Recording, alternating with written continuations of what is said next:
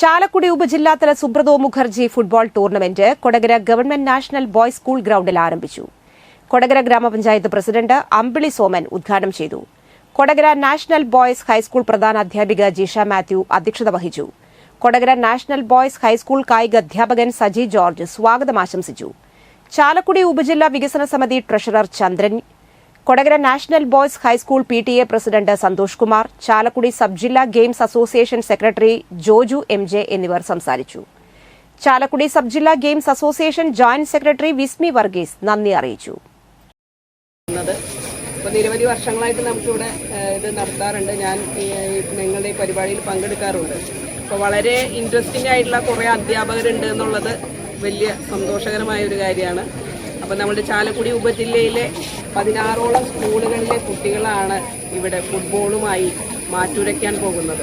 അപ്പോൾ ഈ ഗ്രൗണ്ടിൻ്റെ ഭാഗ്യമാണ്.